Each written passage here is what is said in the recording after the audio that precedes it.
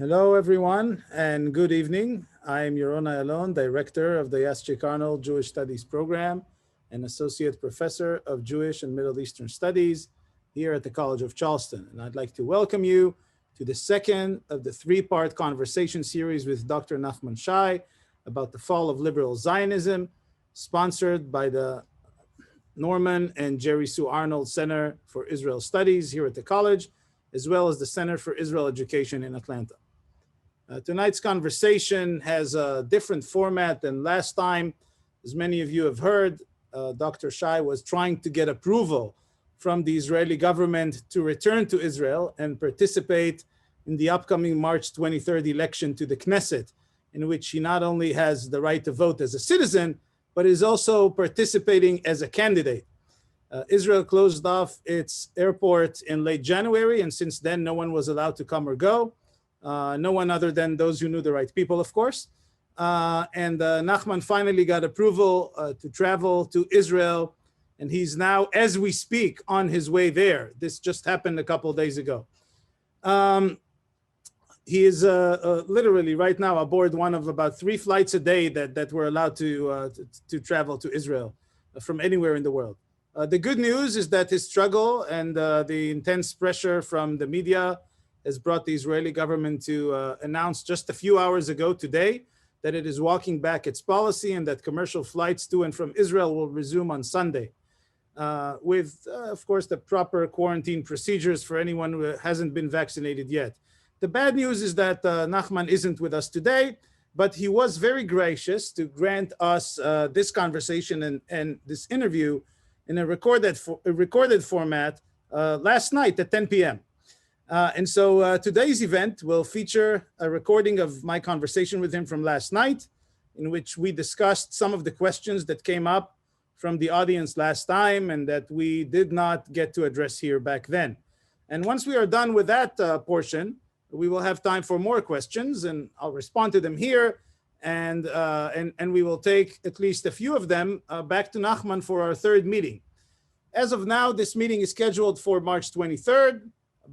And that was scheduled way before we knew that Israel is heading into another election.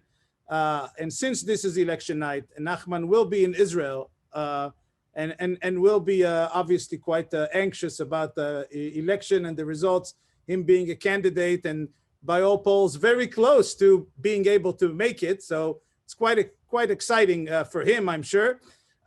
We are most likely going to have to find an alternate date for it. And that's probably good. We'll have more opportunities to discuss not only the future of liberal Zionism, but the results of the election with someone who either almost got elected or actually got elected. We'll see who we end up talking to. And we will announce the third date very soon, but I'm pretty sure it won't be March 23rd. So please stay tuned. Anyone who registered for the first two will definitely get that email, but we'll also announce it on our events page. Okay, let us get to tonight's event.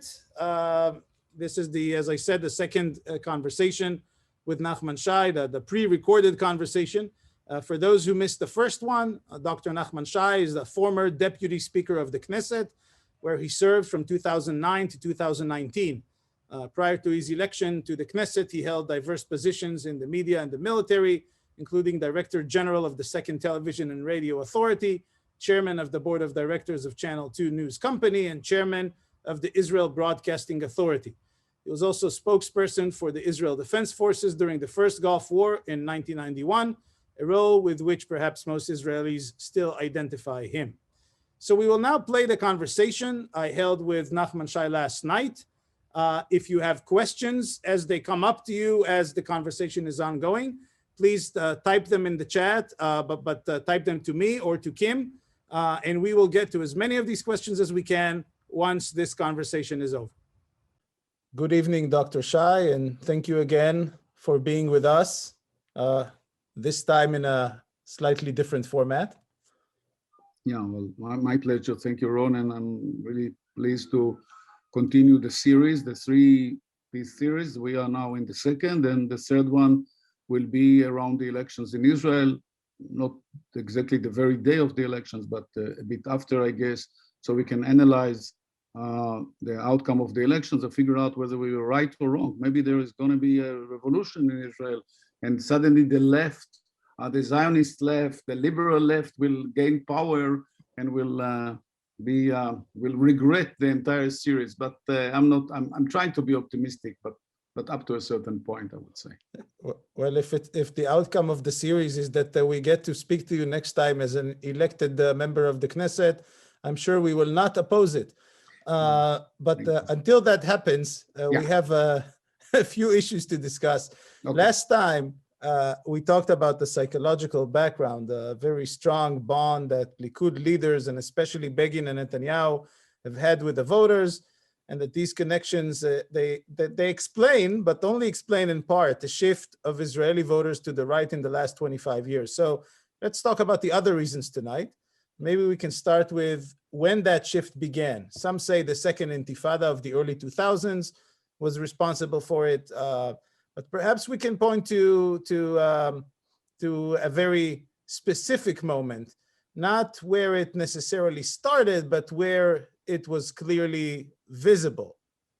ממשלת ישראל מודיעה בתדהמה, בצער רב וביגון עמוק, על מותו של ראש הממשלה ושר הביטחון יצחק רבין, אשר נרצח בידי מתנקש הערב בתל אביב. יהי זכרו ברוך. So do you think it was Rabin's assassination that started the shift to the right? We just saw Eitan Haber, he was the chief of staff of Yitzhak Rabin, announcing the death of Rabin after the assassination on that very night, on November 4th of 1995. Do you think that is the moment when things started to change? Did it happen earlier or after? How do you see it? I would say, first of all, let's focus on the Rabin's assassination and the election campaign that came a few months later.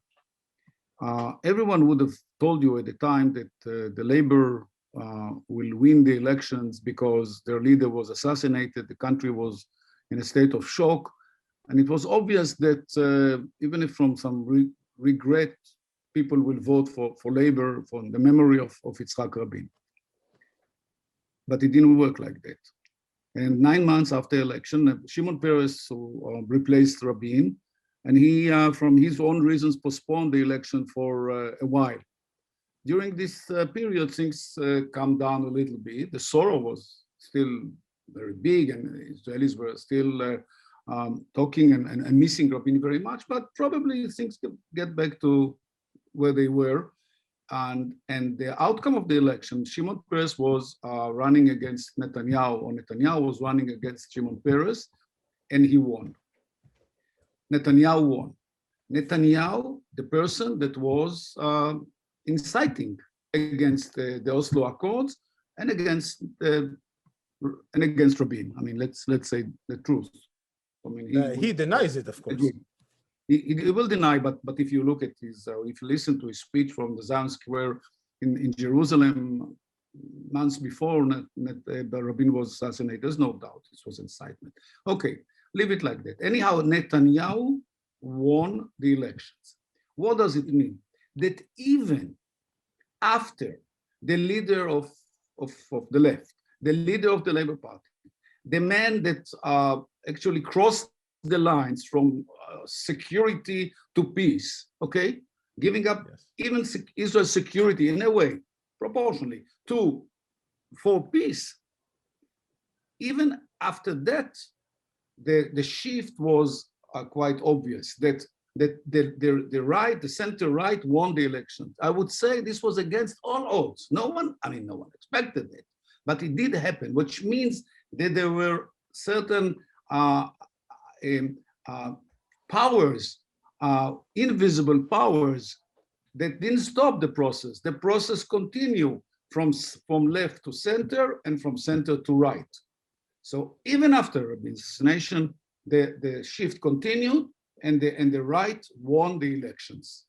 That speaks for itself. I can elaborate a little bit about it, but that maybe bring it to the peak. That even afterward, even when you said, okay, at least this is the time for the labor to come back, no way. Labor lost, Likud won, and actually on personal elections, by the way, Netanyahu won, and this was the first term that later on continued and continued and continued endlessly. Well, of course, Labor did have a short comeback. Yeah, only one comeback for a year and a half. We can analyze what happened at this stage as well. I mean, there were reasons why. What's in common, by the way, between the Rabin's assassination and Barak's loss of the elections in 2001? You know what? The Palestinians. The Palestinians. In different ways. In 1995, it was because Rabin kind of signed the Oslo Accords and was ready to apply them, and then come this guy, this murderer, Yigal Amir, and killed him. And years later, 2000, 2001, after the failed second Camp David conference, Barak came back. The Second Intifada broke out, and Barak lost his government a few months later. So in both cases, it was Israel and the Palestinians in different contexts. It's not exactly the same, because that was Israelis versus the Palestinians with Barak. And in this case, it was some kind of internal strife within Israel. But don't misunderstand this. The background was Israel and the Palestinians, and what's going to be the future of the relations between Israel and the Palestinians. So then, this is when it's clearly visible, but can we talk about the shift that even starts before the assassination? Can we talk about maybe the arrival of about 1 million former Soviet Jews in Israel in the early 90s who were mostly voting on the right? Or as we learned in the 96 and 99 elections, they mostly voted on the right. I don't think in 92 they were still voting in great numbers. Or maybe it's also, you know, like we saw with the rise of Donald Trump in this country was explained as a counter reaction to having a first Black president. So maybe that shift in Israeli public opinion was also a counter reaction to the first, as you said, the first Israeli prime minister who crossed the lines and said, I'm not just talking about security, I'm going to talk to Arafat, not just Palestinians, who was, and shook his hand. And shook his hands. When I was growing up as a kid in the 1980s, Arafat was the arch enemy. He was the worst person you can think about. Right. And he goes and shakes his hand. Maybe that was also a counter reaction to this. Maybe the assassination was just a symptom, I guess. That's what I'm trying to ask. Yeah, but it exposed the whole process. We deal with historical process that once in a while there is certain event which just highlights the process. You don't see process, but you see events. But then if you know to draw the line between one event to the other, you realize there was something much more important or much more significant and much deeper going on. And this was the case. The influx of Aliyah, of immigration to Israel in the late 90s, late 80s, at the beginning of the 90s, was extremely important to Israel. It brought to the country around 1 million Jews from the former Soviet Union. It changed the country dramatically from all aspects. I like to speak about their cultural contribution, but wherever you go, science, medicine, academia, you name it. Russians, former Russians were all over. They came with, I mean, they have had enough socialism in their life. When they came to Israel, they want to exercise something different: property, money, a normal life, not to sacrifice anything more for the case of state goals and state ambitions. They wanted to run their normal life, and they did very well. The former Russians did in Israel. It's unbelievable how easily and nicely they were adapted or integrated into the Israeli society. Politically, since they came from a society which was highly political, they established their own parties. They realized that if they want to be in the game, they should jump inside. They cannot sit outside and watch the game. If this is the game, politics, they'll be there. And that's why they started their own party. Israel Beitenu, and which became there was Israel Ba'aliyah first. Yeah, there were different names for, but the same movement of former Russians who came to Israel. By the way, now 20, almost 30 years later, this movement died. It does because this is now the time of the second generation, sometimes even the third generation, and now they are divided according to the present camps in Israel: right wing, moderate right, moderate wing. But you don't see. I mean, they're still able to produce a party of 6-7 mandates, but it's not as powerful as it was. And I'm not sure the motivation is still there. Even Israel Beitenu is made now both from former Russians who made Aliyah and for Israeli born. So it's no longer the same composition of just Russians that would like to fight for their place in the Israeli society. They were not right-wing, I would say, but they resisted, for example, any idea of withdrawal from the territories. This is something very, excuse me to say, it's a very Russian. You come from an empire. You come from a country which has endless lands and space, and you come here to Israel. It's so small, so tiny. You drive for 2 hours, you got to the border. You drove 5 hours, you go from the very north to the very south of the country. And for them, it was quite clear that are we holding the territories in our hands? Let's stay there. Why not? Okay, forget about the international implication. They were looking for a big country, Eretz Israel, as big as possible. So as long as the territories, so any position calling for compromise, calling from giving the territories back, for withdrawing from the territory was resisted by them. They objected. They objected any position of soft, I would say, soft attitude towards the Arabs. So they added a lot to this movement. Yes, I think you're right, but I want to see. So we have this immigration, we have security concerns. Then the assassination happens.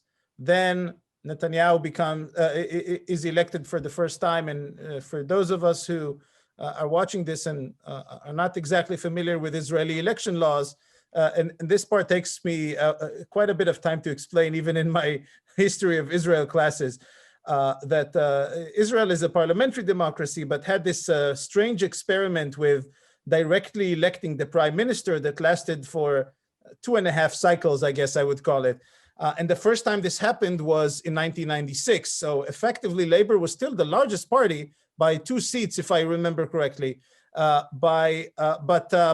Netanyahu was elected as prime minister. And so for those 3 years, 96 to 96 to 99, Netanyahu was prime minister. And I'm not sure we can say that the coming of Ehud Barak was really a change in this trajectory. It was still going from left to right.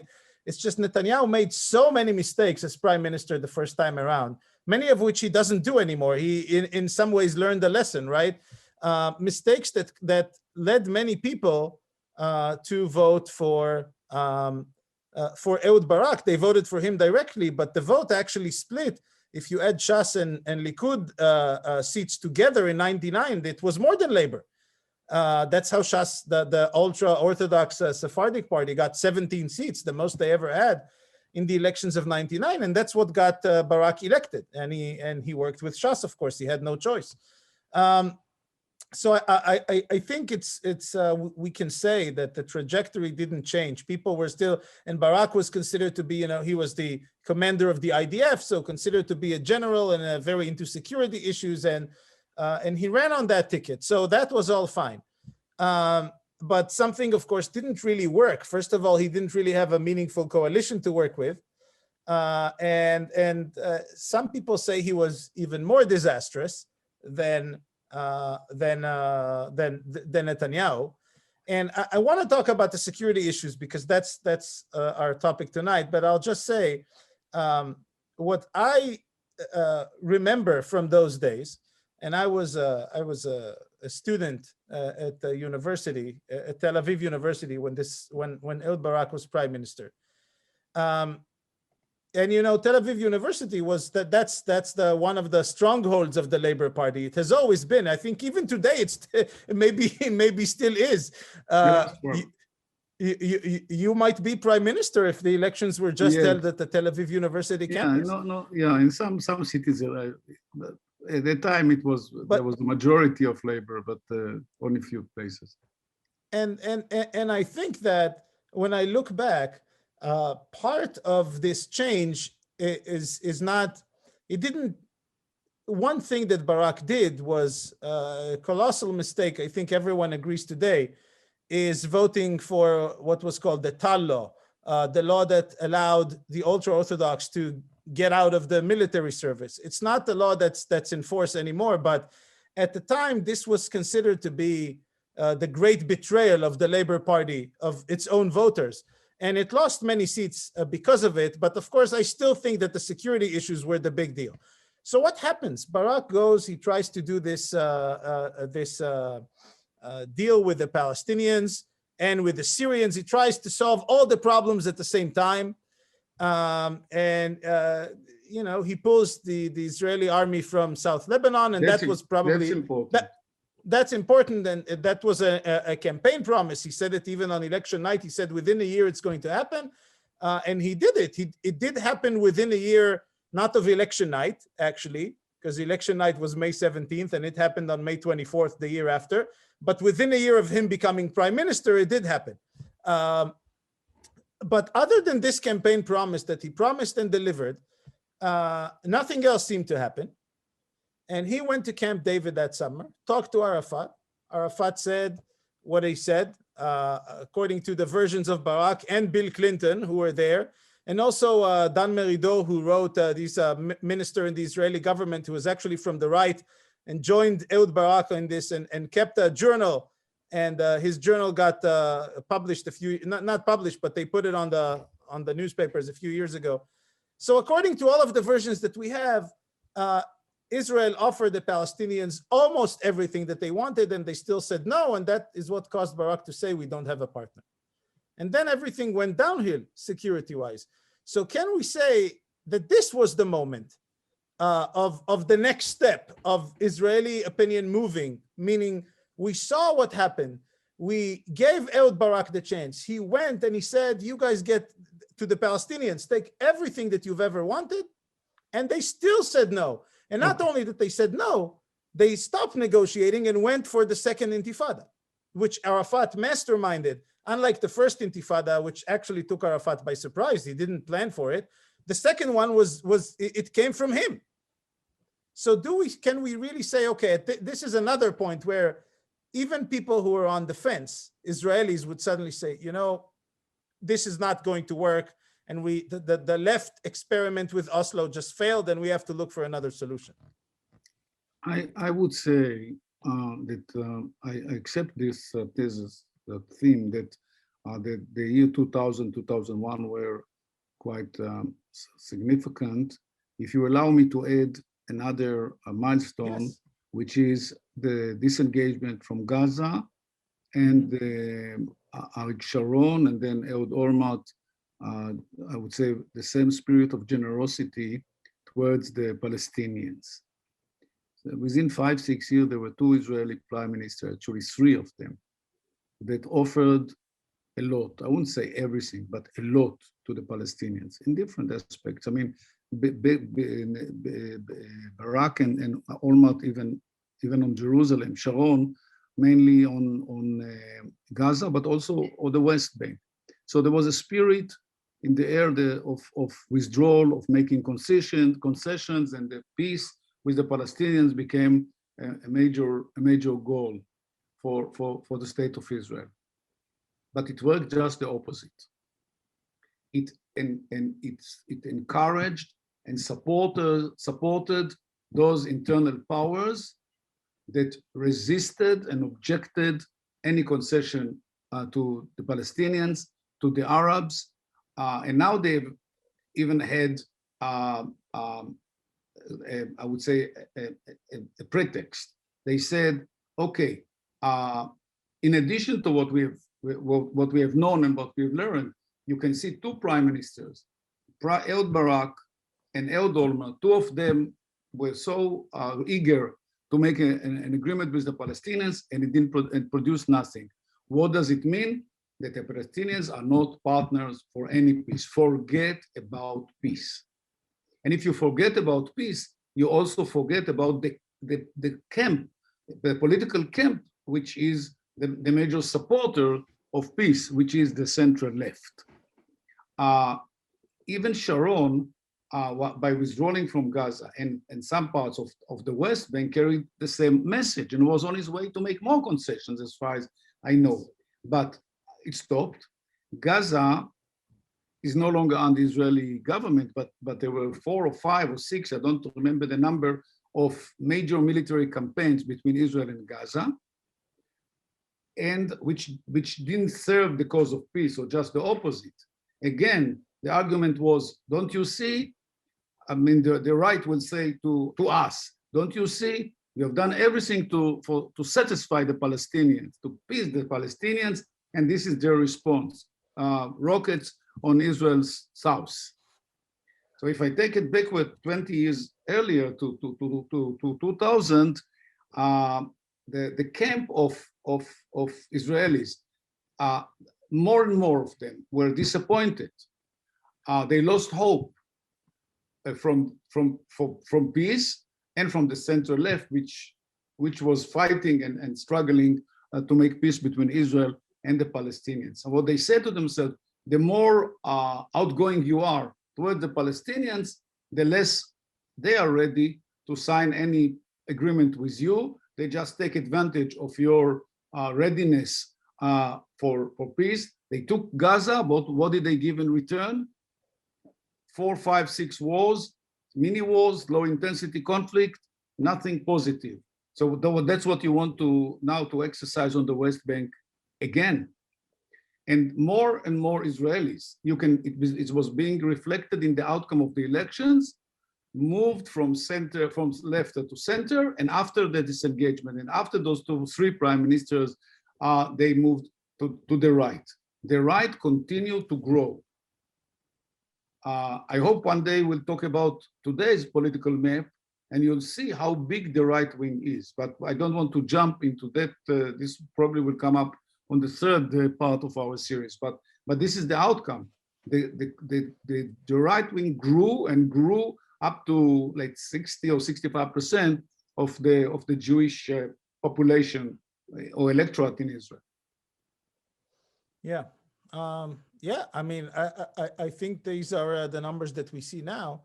But then I wonder, you look at things. So a few years ago, the well-known Israeli journalist Raviv Drucker, some people here in our audience who follow Israeli politics may have read stuff by him or seen things by him. He's fairly well known.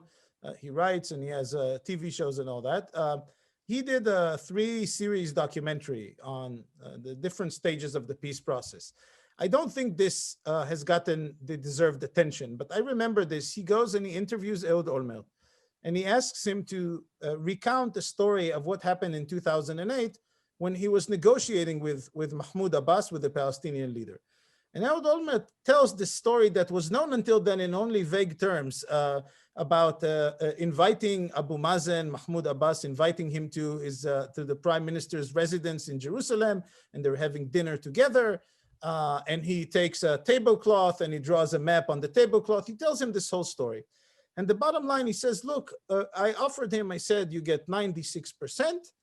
And then 4.5% is a exchange territory, and another 0.5% is a safe passage from Gaza to the West Bank.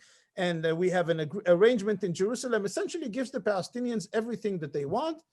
And Abu Mazen says no. And Olmert tells him, look, it's going to take at least another 50 years until an Israeli prime minister will ever offer you guys anything like this. Well, it's been 13 since then, so we'll have to see. We still have some time to go. But the fascinating part is that then Raviv Drucker goes to Abu Mazen and he asks him, this is what Olmert said. And he says, that's right, he offered it to me, I said no. So he even confirms that they were offered everything and they said no. So Israelis who've all the time have been into this idea of a two-state solution, if they watch this, they say, wait a minute. From the time of Rabin, we've been talking about these are the Palestinian demands. Now comes an Israeli prime minister and says, I'm giving you 100% of what you want. And the Palestinian leader says, he gave me 100% of what I wanted, and I still said no. So you take this, and then you add on top of this all sorts of other security concerns, the Iran nuclear issue, the Islamic State in recent years, the rise of Hamas in Gaza after the disengagement. You add all of this, and you say, I think it's not hard to see why most Israelis, even those who used to vote for labor, say, look, we live in a very dangerous neighborhood. And what the left is offering now is just too dangerous. We may connect with other elements of the left. I know, for instance, many people who vote for Meretz, they vote for Meretz for the social issues, but they say on the Palestinian side, these guys are lunatics. They are completely detached from reality, but we have no issue voting for them because they're never going to affect this reality anyways, so it's okay, and it's good for them to be in the Knesset. I know quite a few people who vote for Meretz because of that reason. So in other words, maybe the majority of Israelis are right. They look at the labor, or at least labor before the current iteration, okay? And they look at Meretz and they say, you guys really haven't changed over the years. You're still talking about a peace process and two-state solutions as if it's 1992.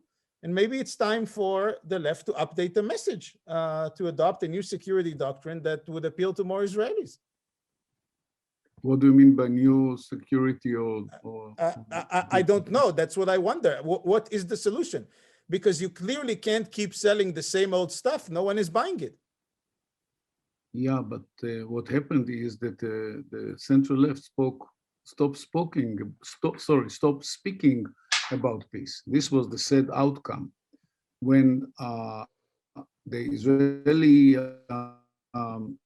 right-wing or moderate right came up by allegations that because of Barak and because of Ehud Olmert and because of the disengagement, peace is not viable any longer. The left joined them and said, yes, maybe it's time to halt everything. I mean, it took a few years, but in general, this was the time that not only the right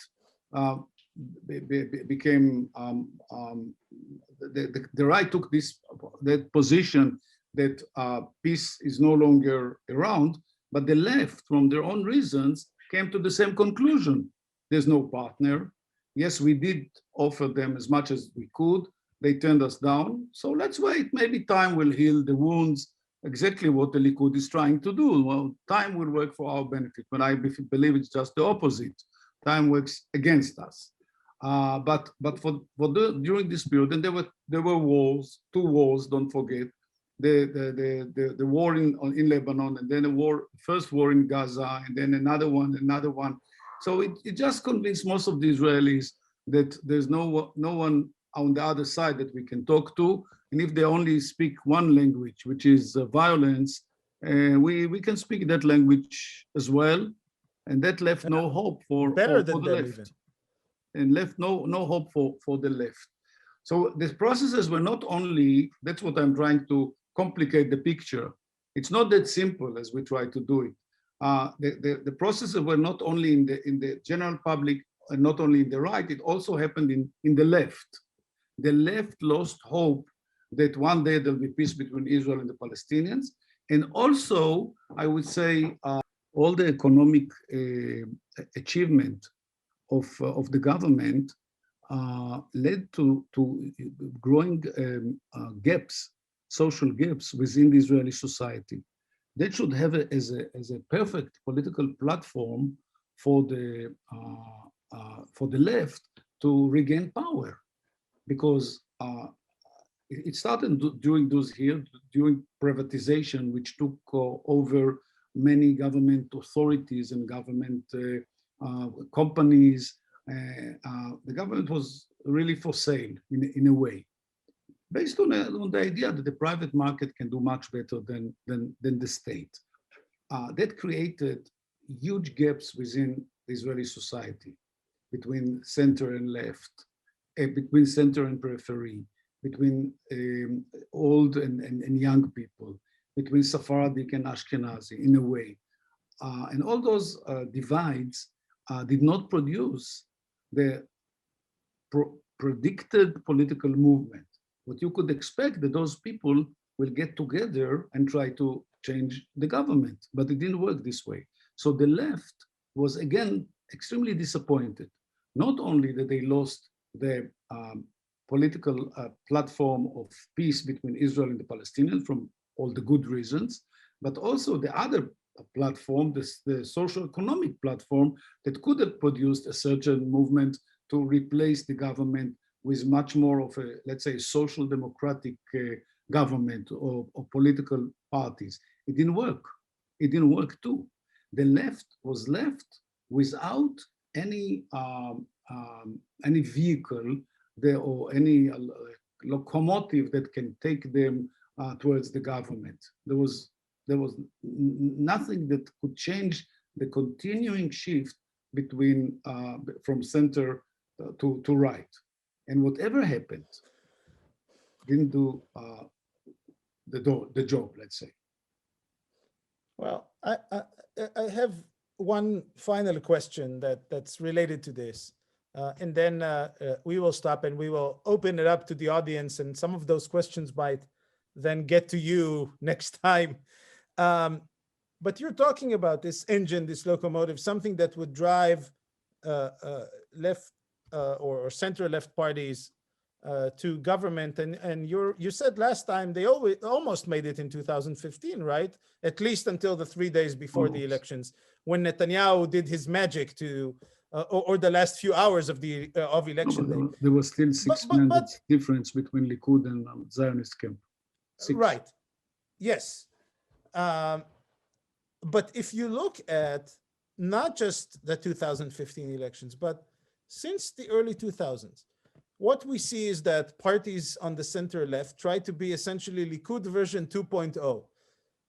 They try to, as you said, they stopped talking about peace. They said it's not possible. They adopted many of the doctrines of the right, and voters are not buying it. If you're trying to imitate a Likud, I'd rather go with the original. Why would I go with an imitation?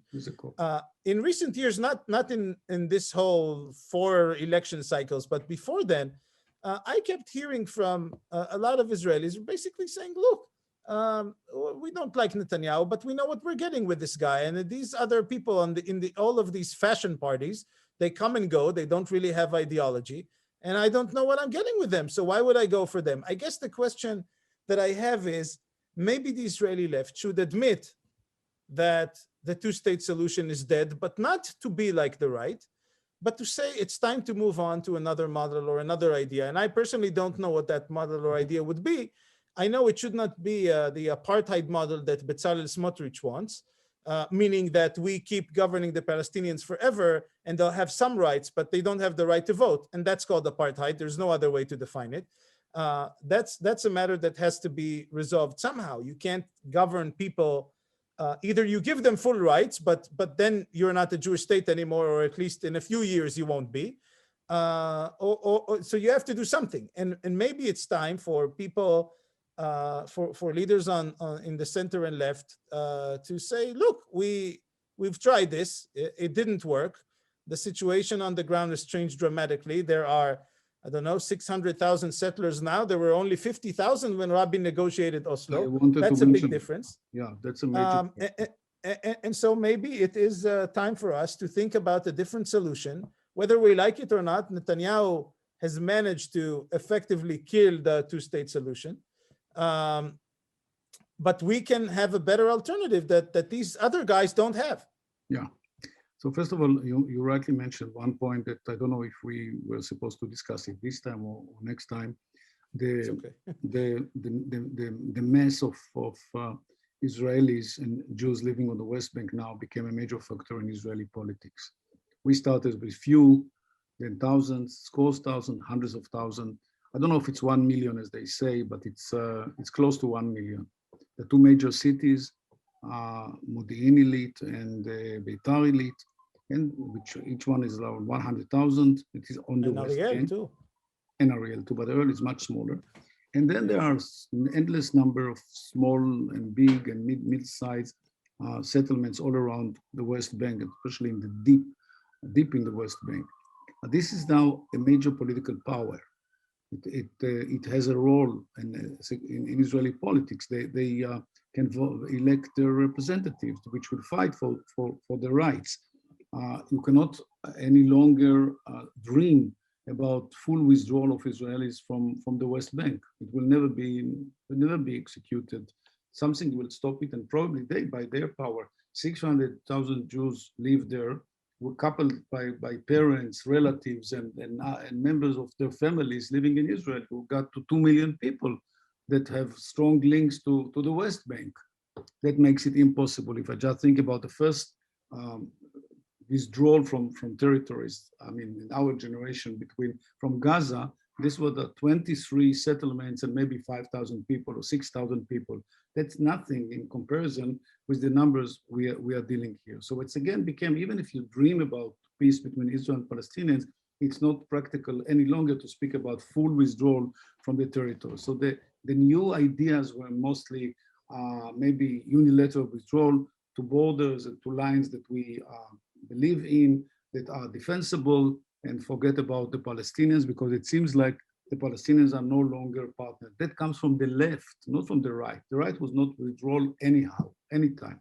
But even the left realized that they cannot negotiate with the Palestinians to better figure out what's the best line defensively to protect Israel and to safeguard Israel's security, and forget about the Palestinians. We are not there yet, but this idea that unilateral withdrawal, because there's no partner, maybe after Abu Mazen, but Abu Mazen is now 84 and he's still in power, and who knows when will he finally step down. So I'm trying to just portray the frustration of the central left in Israel. They lost ideological arguments, both on security, defense, and the possible potential peace between us and the Palestinians. And on the other hand, of the socio-economic ideas that they based all their years of government on history, they also were taken by the Likud somehow, and the center left with no basis to challenge the government any longer. And they have to produce it now. It's much harder. The center right is able to set the agenda for the state of Israel, for the Israelis, and the Likud and the labor and the labor and Meretz became much smaller, and they are just following the Likud, but they are not able to figure out what are the priorities of the Israeli society any longer. And even if they try, they end up with 10 or 15, at most 20 Knesset members, but that won't take them anywhere. And by the way, the Zionist camp, which get 24 mandates in 2015, was not really labor. It was already a combination of 3-4 parties, but not just the labor. So what I'm trying to say is that there's quite a growing frustration on the right and on the central and left side of the political map. How and in what way they will be able to get back to government? What will maybe the corona will, maybe the unemployment, maybe I don't know. There's a lot of doesn't seem to be that way, but no. We'll see what happens. Yeah. Okay, we'll see. We don't have to wait too long. It's just a matter of 3 weeks. That's right. Okay, well, we'll see. There are a lot of questions to still bring up. We'll know more, of course, in a few weeks. There is quite a bit of debate in the American Jewish community that's on the left about those questions, and more specifically, I think led by such people such as the journalist Peter Beinart, that people who said, I used to be Zionist, but now the solution has to be one state, and I don't believe in Zionism anymore. And those debates, we don't really see them much in Israel yet. We might one day. Other than the joint list, the Arab joint list, you don't really see too many. There's some Jews who vote for them, but it's not a very common perspective in Israel. But that might be one of the questions that we'll get to discuss about the future, and are such voices going to increase for some other model? I don't know. But anyways, that we're going to have to leave that for next time. and see what you and our audience thinks about that. So thank you very much. You're most welcome. And we'll now move on to take some questions from our audience. Okay, good luck, and thank you everyone for taking again your time and invest it in Israel in this way and learn Israeli internal policy, which is much different than what you hear and what you see in the news media. This is an attempt to penetrate as deep as possible into Israel internal politics and to figure out what's going on there. Even it's sometimes even hard for us to understand, probably for you too. So I appreciate your efforts very much. Thank you. Thank you. All right. So thank you all for sticking with us so far. I have received a few questions, and I'll try to address them in the few minutes that we have left for this session. And if you have other questions, feel free to type them in the chat, and we'll see to how many I can get. Some of these will definitely be good questions to discuss next time when we hopefully have Nachman in real life again, live, I mean. I'll just say before I get to the question, one point that happened right after we recorded this last night is that we continued to chat for a few more minutes. And one of the things he said that was after we were not recording anymore, but I think it is a very relevant point. You know, in the United States, we have two major political parties, right? One is on the right, one is on the left. Both of them have institutions that date back decades. These are local, regional, national institutions. In other words, there's a place for future leaders to grow and rise and get experience, administrative and governance experience, until they reach the highest levels of political office. And that's a precondition. You need to have that if you want to groom future leaders. The problem is that in Israel, the only party that still has that kind of mechanism is the Likud.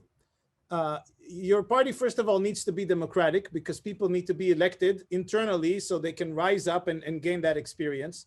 And the Likud is the only party that has party mechanisms, that runs democratic primaries, that has all of these old institutions. The Labor Party, of course, has them too, but it's very, very weak. We'll see what's happening now with the new leadership has certainly turned things around. The Labor Party was supposed to, if you've been following the news, was supposed to be wiped out completely, and now has a shot at anywhere between 6 and 8 seats. If it gets to 8, then Nachman will be a new member of the Knesset because he's number 8. We'll see what happens. But the fact that Labor and the left in general has been out of power for such a long time means that there's no, so to speak, fresh or young blood that comes up in the system that has experience. If you look at the list of candidates on the left, they mostly have minor experience. They've been city council people, they've served on boards and so on.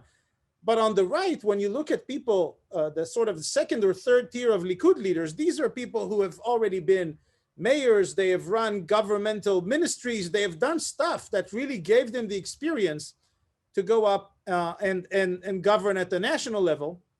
And you don't really have that on the other side. And that means, it doesn't mean from Nachman's perspective that all is lost. It just means that it's going to, this is not something you can't just run an election and win and say, okay, now I'm going to govern the country. To come back, it's going to take time and probably a few election cycles. That's how he sees it. And I think that's a fairly good analysis. All the other fashion parties, Yesh Atid, Yair Lapid's party, that's probably going to come out number 2 in this election, or previously Kahol Lavan, Benny Gantz's party, they were not real parties. They were movements that ran for political office, but they were not political parties in the sense that they had leadership structures or democracy or anything like that. And that's why they crumble very quickly. In the same sense that they rise, they also fall. All right, let me go through some of those questions. One question I got was about why are we talking so much about the Palestinians? Shouldn't we be celebrating the peace agreements recently signed with the UAE, Bahrain, Sudan, and so on? Meaning, isn't the Palestinian issue no longer such a big issue? It really depends on your perspective. Obviously, if you're on the left and center left, you would disagree with this. But whether you agree or disagree with this perspective, whether you think the Palestinians have missed their shot and they're no longer relevant, the fact is that they're not going anywhere. And there are about 3 million Palestinians between the Jordan River and the sea. And their numbers are rising, and they're rising at a faster rate than the Jewish population between the Jordan River and the sea.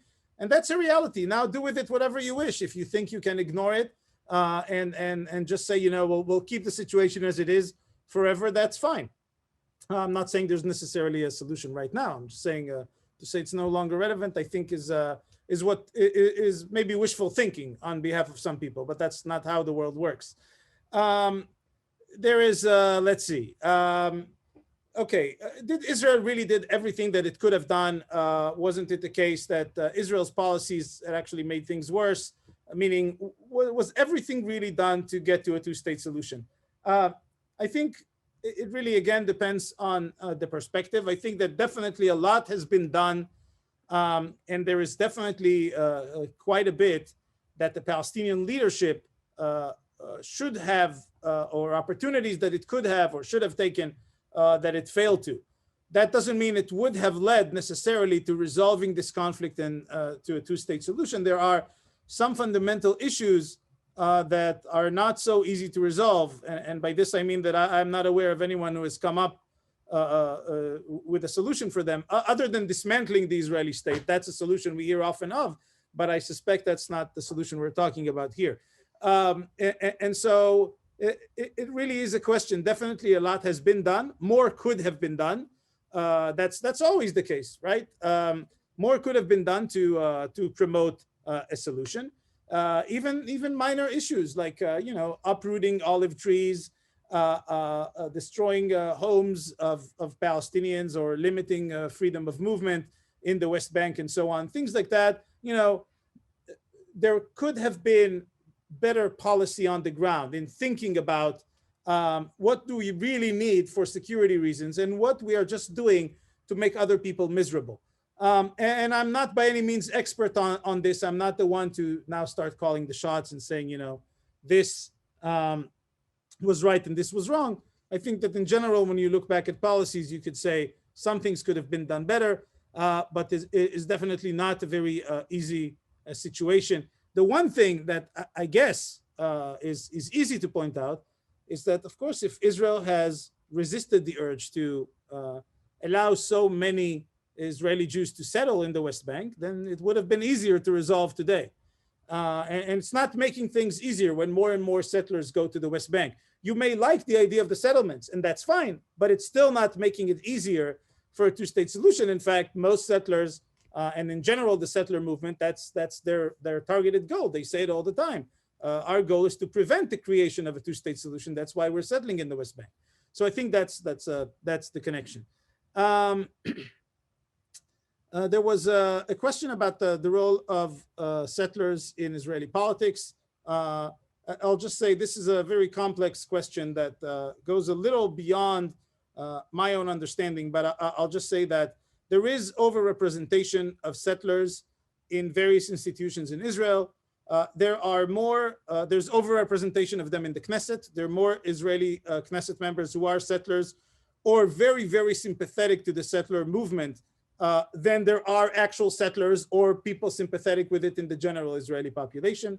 There is overrepresentation of them in the Israeli Supreme Court. There are 15 Israeli Supreme Court justices. I believe 4 or 5 of them are settlers. That's way more than their proportion in the Israeli population. They are definitely overrepresented in the military. That's for sure, especially officers and higher ranking officers. And if you're looking at can there ever be evacuation of settlements, imagine how hard it's going to be when the people who need to be in charge of this are the settlers themselves, because they're the senior officers in the military. So I think that was the point that Nachman was alluding to. Then let me see some of the other questions. I had the question of what is a realistic solution. I don't think either of us are going to have an answer to this question. I regret to say. because no matter what you look at, and I challenged, we had Peter Beinart back in August, for those of you who remember, and I challenged him exactly on that very question. I said, let's put aside for a moment the issue of should there be a Jewish state or shouldn't be. Isn't your solution just too naive? It's just not, it may work in 50 years, but it's not going to work now. And I didn't feel he gave me a very good answer, to be honest. So I'm not sure I know what the solution is. When my students ask me this question, I say, at the moment, I don't think we have a very good solution. There are definitely things that could be done to make the lives of everyone involved a lot easier until such a solution comes along. But that goes into a different issue. Let's see. I'm just reading some of the questions here, and I will. Let me see which one. Okay, the one was about the settlers. I think I addressed that one. There's another question about rising political leaders in Israel, about whether the Likud itself whether Netanyahu has worked to prevent new leaders in the Likud from rising, from coming up. Yes and no. Netanyahu does favor people who are loyal to him, and is not very good at accepting challenges to his authority of any type. The best example we've seen was the populist racist Oren Chazan, who was a member of the Knesset from 2015 to 19. He was the last on the list to get in of the Likud, and he was a very sort of colorful personality, made a lot of noise. He's the famous person who managed to steal a selfie with President Trump when he came to Israel. He just ran up to him and took a selfie with him, and you could see Netanyahu was not very happy about that. This is an example of someone of the younger generation who's trying to come up. There are a few of these in the Likud, and you can really divide them into two camps. Those who, for lack of better words, they suck up to Netanyahu and they get promoted and they get the good jobs and everything. And those who try to be a little more independent, and you don't really hear too much about them. And in some cases, Netanyahu makes sure that in the next round of primaries, they don't get elected. This is what happened to Oren Chazan. I don't think anyone is missing the guy too much. He had plenty of enemies within the party itself. But the fact is that all he had to do was tell once Netanyahu's son that he went a little too far. Netanyahu's son retweeted a tweet of David Duke, the KKK leader, and or former leader. And Oren Chazan tweeted back at the son of the prime minister, said, bro, I think you took this a little too far. And that cost him his political career. That was it. So I think the answer is yes and no. There is, under that more senior level, there are people who are sort of rising up, and we don't hear about them typically in the news. They're not famous. They're not well known. They are running departments and divisions within different departments of the Israeli government, within different ministries. But everyone knows that they are Likud people, and they're coming up. And those people they're not senior enough to piss off the prime minister, I think. But I think, again, this is temporary. Netanyahu, he may get another term. He's not going to be there forever, and then things are going to change. On the other side, you don't even have that. So I still think if you're on the Likud side, you're better off in this sense. There were questions about Ron Huldai, who's the mayor of Tel Aviv. Yeah, that didn't really work out. He made plenty of mistakes, and in the end, it's another proof that you can be a good mayor, but that doesn't mean you are a good player at the national level. Though definitely there are members of the Knesset who have been mayors, and there's also the reverse phenomenon in recent years. That is, people who used to serve in the Knesset and then they're not elected to that, and then they just run to be the mayor of their town. There are actually a few mayors now in Israel who are former members of the Knesset. There are experienced people from different parties, but I think the issue of being detached from anything related to governance for a very long time means that if Labor miraculously, let's say, won this election and Likud didn't, which is not going to happen, but let's say it did, where are you going to take all the people to fill in all these positions? Look now, President Biden came in, right? And immediately there are all these people from the Obama era that can be brought in and they know what to do from day one. Not all of us here like what they do, but we can't say they have no clue how to do their job. They do the job. We may like how they do their job or we may not, depending on our politics. The same thing when Trump came in. Trump said, I'm an outsider, but most of the people that the Trump administration brought in, not all of them, there were some strange people there, but some of them were former Bush people. So you have this mechanism of grooming people within the party that again exists in the Likud. We don't see it on the other side because there's really nowhere to go to, but maybe that will change one day. Then again, there are a few other questions about models for moving forward with a two-state solution and people living in the settlements. I think overall, I'll try to stretch this as far as I can. I think the issue is that when it comes to finding a solution, it's not necessarily such a bad thing to say, we don't have a solution right now. The question is, what do you do to affect that kind of change in the future? If you say there is no solution now, does that mean that's it? There will never be a solution? Or do you want to say, okay, I don't see a solution now, and I'm probably not going to live to see one, but what am I going to do to allow my grandkids to one day be able to reach that solution? And one perspective on this goes like this, that it will be much easier to reach a solution when those people who have been through 1948, through the joyful or painful, depending which side you're on, Israeli or Palestinian, joyful or painful experience of 1948, when those people are no longer alive, when those people who don't remember 1967 and Israel's conquest or acquisition of the territories, when none of these people are alive anymore, all we know about this history is what we read in the books. Maybe in 50 or 70 years, people from both sides will say, wait a minute, we are still fighting about our ancestors. We're fighting our ancestors' battles. And maybe we need to do something else. And maybe we need to change that. But for people to be able to come to that point in 50 years, one thing that has to change is that there can't be a constant reminder of the hardships and the bad situation. From the Palestinian perspective, they experience it every day. We can justify it with security concerns and whatnot, and some of these things are valid and others are less so. But the bottom line is, whether it's justified or not, that if you're a Palestinian living in the West Bank, there is no part of your experience that doesn't feel Israeli control of your life.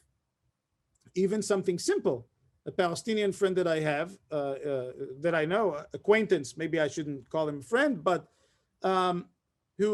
whose family lives in the West Bank. He lives here in the United States. He's a US citizen, by the way, but when he goes to visit his family in the West Bank, he flies to Amman, to the capital of Jordan, and technically, if you could just take a car and drive, it would take 2 hours, but it takes him about 7 or 8 to get home because he has to go through all sorts of checkpoints, and there's no guarantee that it'll make it home.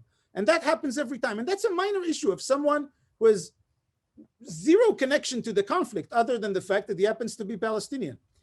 So I would say that if we want to find a solution one day, there has to be a more concerted effort at looking at how do we make life better and easier for everyone involved in the meanwhile, without evacuating anyone from their homes, but if there's a place that, there's one settlement that has constant electricity and water, and there's a neighboring Palestinian village that, note, was there, of course, many years before the settlement, but they don't have access to electricity and water.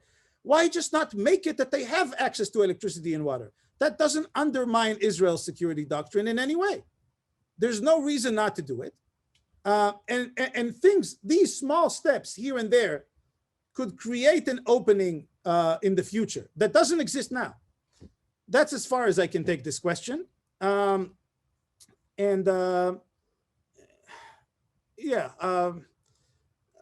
take one more and we'll end with this. There are lots of good questions here, but what the question is about how the Rabin assassination will be viewed in 50 or 100 years. Will this be the beginning of the end of the Jewish state? Well, of course, I'm a historian and I'm pretty good at predicting the past, not so much at predicting the future. But I'll just say, who knows, and hopefully not the end of the Jewish state. But I think it would definitely be, it's already viewed as such. It's been 26 years almost, already viewed as a critical point, and in the evolution of Israeli politics. And I think that as time goes by, it will become more and more apparent how much has changed since that very night. But I also think that Nachman was right, that this was a symptom. This was not something that happened. The background to it was there.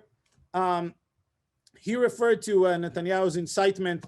Netanyahu denies it, and I noted that I interjected there to say it because Netanyahu's fans keep putting online those videos showing Netanyahu before Rabin's assassination, denouncing, saying, don't call Rabin a traitor. He's our political opponent, but he's not a traitor.